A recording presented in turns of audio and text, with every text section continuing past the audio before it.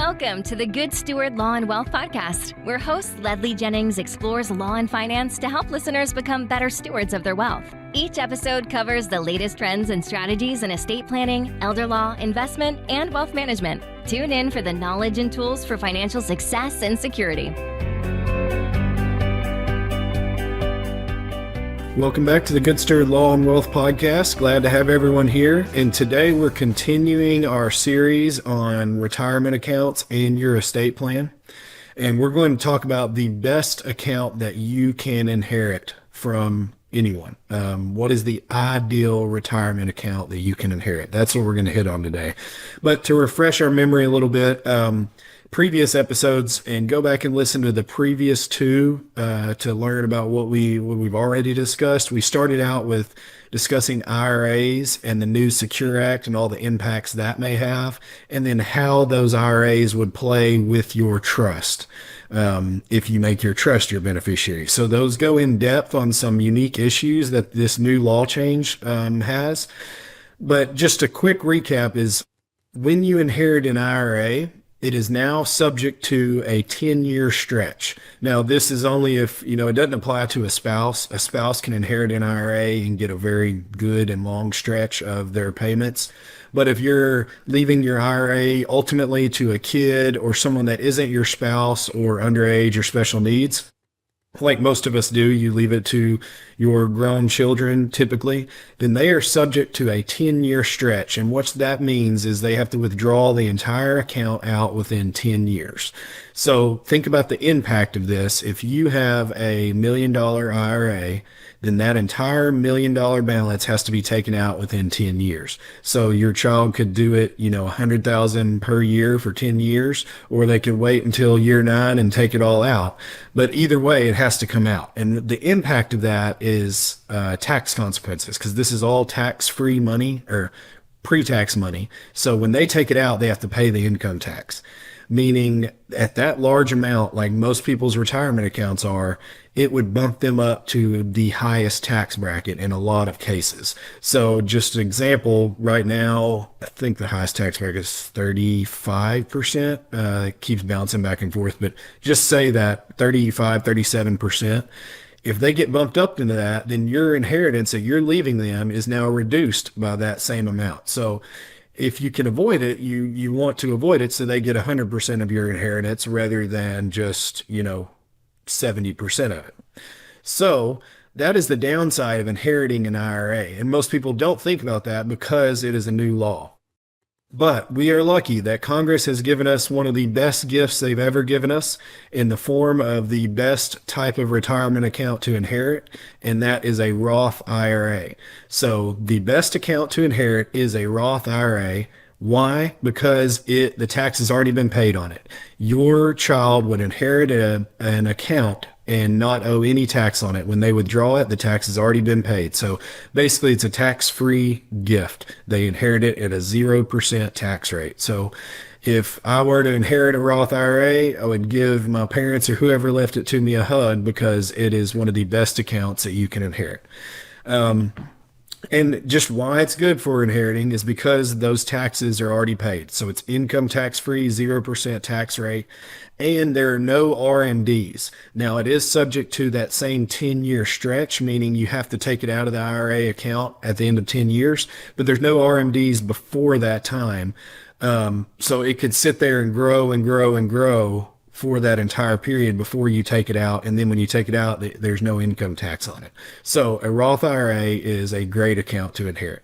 Now, what is a Roth IRA? Many of you have probably heard of it, and it is a retirement account just like an IRA, but different benefits. So with an IRA, you contribute money before it's been taxed. You take a deduction on your tax return and you contribute it into an IRA. So there's some tax benefits there, but then when it grows, you ultimately pay the tax when you take it out. Now, a Roth is the opposite of that. You pay the tax up front, you contribute it to a Roth account, and then it grows tax-free. So then you take it out, say when you're 70, and you don't pay taxes on it because the tax has already been paid. some of the rules with the Roth IRA, and these are subject to change every so often. But right now, you can't take out your money in a Roth IRA until you're age 59 and a half. I don't know where they came up with that half number, but that's what they decided on. So at age 59 and a half, anytime after that, you can withdraw your funds tax free. Now, before that, you can still access it for certain reasons like health or education, something that you actually need, and there's no penalty. But if you take it out for any other reason before 59 and a half, there's a 10% penalty. So you could still access it, but there's a penalty. Another difference in this is there's no RMDs with a Roth, and you can contribute. So like an IRA, when you reach 73, you have to start taking RMDs. But with a Roth, you do not.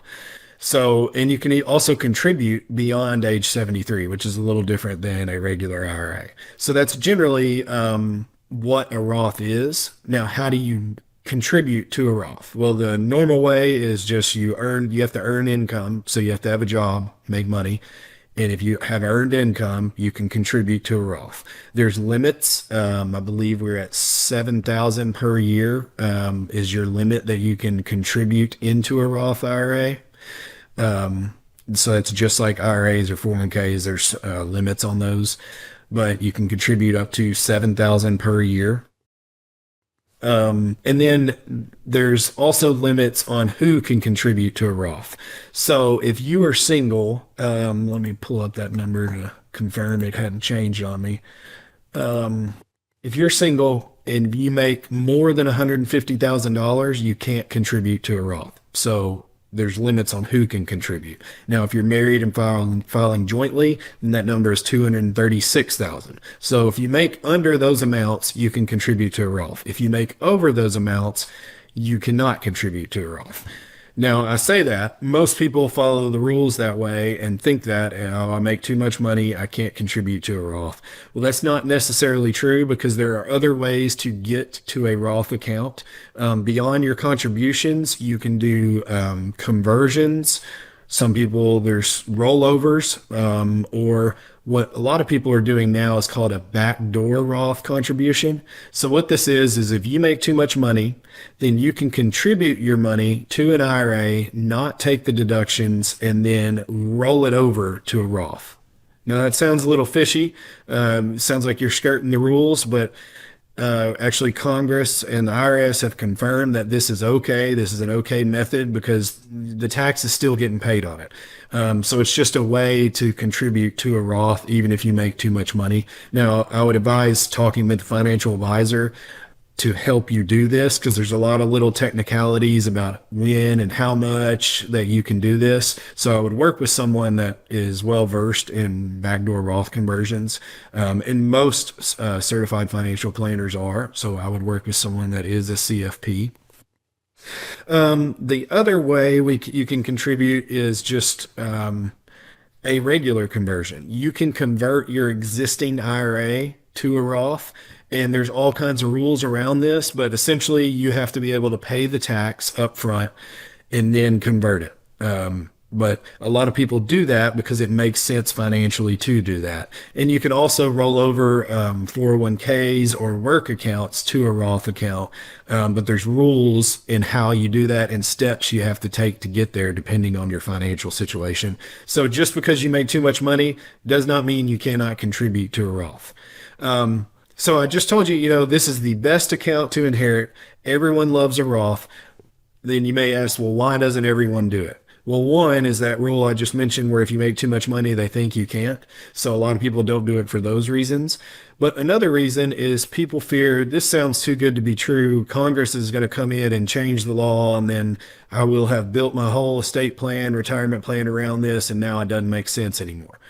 That's partly true because I always say that tax laws are written in pencil. It can always be changed. We see a lot changing right now depending on who's in office, and as the House and Senate switch back and forth, things change. So tax laws are written in pencil and can be changed. But why I'm not worried about it for a Roth perspective is because of the benefits of Roths to our government. If you think about it, this Roth money is upfront money. So as soon as you get the money, you're paying the tax on it. And that means immediate money for Congress. So they're unlikely to change something that is paying them today. Now, if you think about it with your regular IRA, they have to wait till years and years down the road before they get their money. So it's actually an incentive to Congress to encourage more Roths because they get the money up front. And you see our deficit that we're in right now, we probably want as much money up front as we can get. So I see it as very unlikely that Congress would actually change these laws. And then with the Secure Act and that conversion, backdoor conversion I just mentioned, they've actually enhanced your ability to get into Roth. So it seems like a pro-Roth environment that we're in. So it's unlikely that'll change. Now, another reason why people don't want to get into a Roth is because they have to pay the tax up front. You have to pay it now and you don't get the deduction. And this can be a valid reason depending on your particular tax situation. And your advisor can look into this if it makes sense to convert to a Roth. They have Roth calculators that can break down your specific tax situation, your income, all the factors that may go into it and tell you if it makes sense to convert.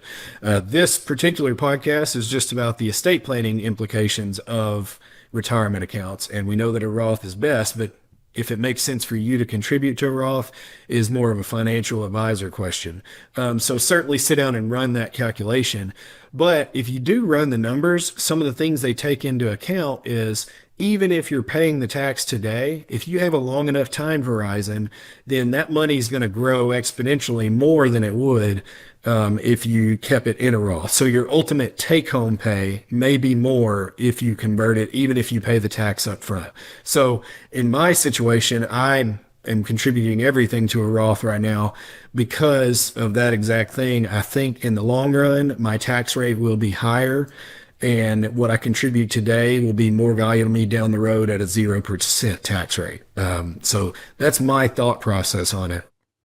And that is really the name of the game of when you contribute is what is your tax rate now and what will it be in the future?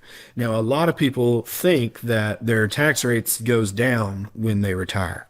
And I've seen this a lot with my clients. That is typically not the case because most people I work with are good savers, investors. Maybe they are high income earners now, but even in retirement, their income goes up because now they're getting Social Security. They're having to take RMDs from IRAs. They have investment income. They may have inheritance that comes in. So typically your income goes up in retirement. So your tax rate would be the same or higher. And how I really evaluate it is it always makes sense to convert to a Roth if your tax rate will be the same or higher in the future. So even if it's just going to maintain the same, then it makes sense because you're converting it into a 0% environment in the future. One other thing I would want to hit on is historical income tax rates. So a lot of people think tax rates, they may go up in the future, or maybe we're at a very high tax rate environment now. And if you think that we're in a very high tax rate environment, then you wouldn't want to convert to a Roth because tax rates would go down in the future. But actually, if you look at the chart, tax rates are on sale right now. We're at a discounted historical value when you look at past income tax rates. So it makes a lot of sense from that perspective to convert to a Roth. And so let's just say in 1944 to 45, income tax, the highest marginal tax bracket was 94% compared to today, which is, 30%. And then in the 1950s and early 60s, it was 91%. In the 70s, it was 70%. So it has been very, very high. In the 80s and before Reagan's tax cuts, it was 50%. But then with those tax cuts, it was brought down to 28% by 1988. So at that perspective, tax rates are on sale right now, and it makes a lot of sense to do conversions or contribute to a Roth because if we look at the history of our income tax rate, it's going to go up. Maybe that's not the case, but that's just what the history shows us. One other thing I wanted to hit on too, why Roths make sense from an inheritance perspective, and we call this the widower's penalty. So most husbands and wife leave their retirement accounts to each other. And there's actually a penalty that not a lot of people think about when we talk about widowers inheriting an account. Because when you inherit an account, you're married filing jointly. But when one spouse passes away, all of a sudden you're now a single taxpayer, so you're filing single. That means you have to pay more taxes on less income, is essentially what that means. But if you would have converted to a Roth, it helps the surviving spouse out a whole lot. It only improves their situation because they don't have to worry about this widower's penalty. Because actually, when a spouse inherits, they may lose some income because of the loss of Social Security, but they're gaining the income in some RMDs and retirement accounts. But now they're paying higher taxes on less income because they are single, filing single rather than filing jointly. So that's the reasons people don't contribute to a Roth, but otherwise it always makes sense to contribute to a Roth, especially if you're going to inherit something, because again, it is the best account to inherit. Now, when I'm advising people what they need to roll over to a Roth or convert, is they need to have the income to pay the taxes right then. So you don't want to pay it from your actual from your IRA account. You want to have other liquid assets to pay the tax. So if you have the ability to pay the tax, then it could make sense to convert to a Roth. And the other reason you need to do it and look out for is if you have a long time horizon. So if you have 20 years or more before you're going to actually need the money, or it's going to be able to grow for about 10 to 20 years. Over 10 years, it starts to make sense, 20 years for sure. Then you can convert to a Roth because you have a long time horizon to let your money grow tax-free. And you definitely do not want to start taking them if you're already taking your RMDs. So if you're over 73, then converting to a Roth is not usually a good idea. But generally, the best account to inherit is a Roth because it is tax-free money. So that is the takeaway I wanted to say for this episode is that when you leave your beneficiary a Roth account, they don't pay taxes on it. So it almost always makes sense to do that. And it varies by each situation. So always talk with your advisor. But when I am advising clients on how to name your beneficiaries, if there's a Roth account, then it is always a good thing to leave that to them because you're getting the most bang for your buck. And that has been the Good Steward Law and Wealth Podcast. Thank y'all for listening. And see you next time, and we will talk about an overall beneficiary plan for your retirement accounts. Thank you for tuning in to the Good Steward Law and Wealth Podcast. If you're ready to take control of your financial future, visit goodstewardfirm.com to book a meeting and sign up for our newsletter.